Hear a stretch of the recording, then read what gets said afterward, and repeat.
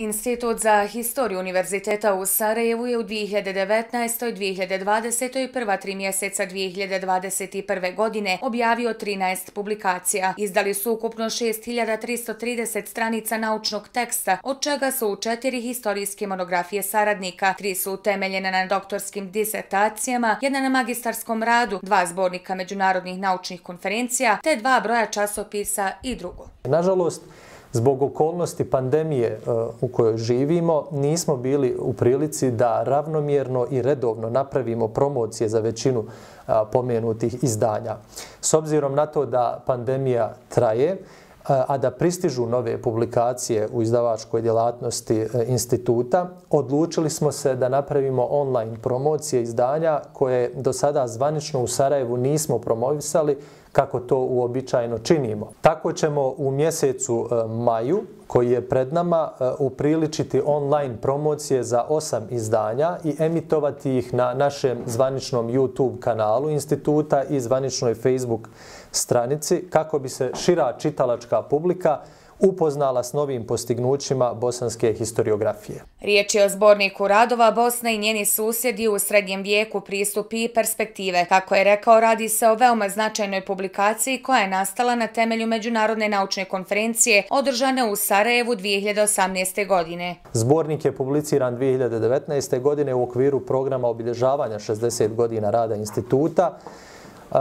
Institut danas ima 3 naučna saradnika koja se bave isključivo proučavanjem srednjovjekovne bosanske prošlosti i zbornik je jedan od prvih zajedničkih uredničkih projekata ovih 3 mladih naučnih radnika. Radi se o doktoru Enesu Dediću, doktor Nedim Rabić i doktor Elmedina Duranović. Zbornik sadrži 14 naučnih radova koji su prošli dvostruku slijepu recenziju. Druga publikacija je zbornik radova prijelomne godine BiH prošlosti, koji sadrži 33 naučna rada i tretiraju teme od srednjeg vijeka do kraja 20. stoljeća. Pripremilo ga je 7-člano uredništvo na čelu sa direktorom instituta. Zanimljiva je i historijska monografija U ogledalu promjena, srpsko građanstvo u BiH 1918-1941. Ovo djelo je dopunjeni magistarski rad saradnice Sonje Dujmović. Knjiga tretira jednu zanemarenu temu novije bosansko-hercegovačke historije, čija je valjana historiografska obrada neophodna za pravilno razumijevanje savremenog razvoja bosansko-hercegovačkog društva i države. Naravno, autorica je u tom pogledu ponudila tekst iz svog ugla istraživanja koji ima svoje mjesto u historiografiji i bit će predmet analiza i tumačenja historičara koji se bave međuratnim periodom prevashodno.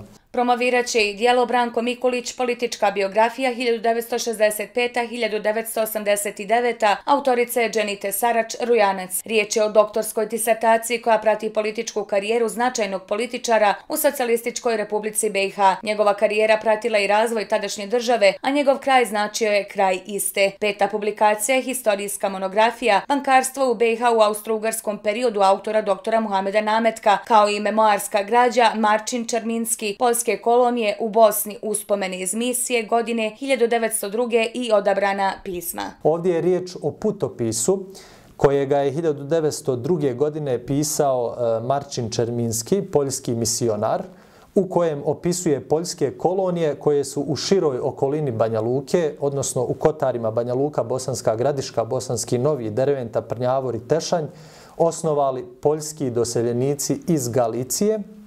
Osim putopisa u ovoj knjizi, objavljene su i neka pisma koja je dobijao otac Čerminski, a koja tematiziraju probleme o kojima on piše u putopisu. Na kraju će biti promovirana i 2 nova broja časopisa instituta. Institut i u toku 2021. godine, uprkos pandemiji, a shodno planu i programu rada, nastoji zadržati tempo u izdavaštvu i sa zadovoljstvom najavljujem nove publikacije instituta, o čemu ćemo javnost i čitalačku publiku blagovremeno informisati. U međuvremenu želim istaći i to da smo napravili prvi elektronski katalog naših izdanja instituta. Dostupan je na našoj web stranici iis.unsa.ba. Bešlija je pozvao sve ljubitelje historije da prate njihov rad putem sajta, YouTube kanala i Facebook stranice.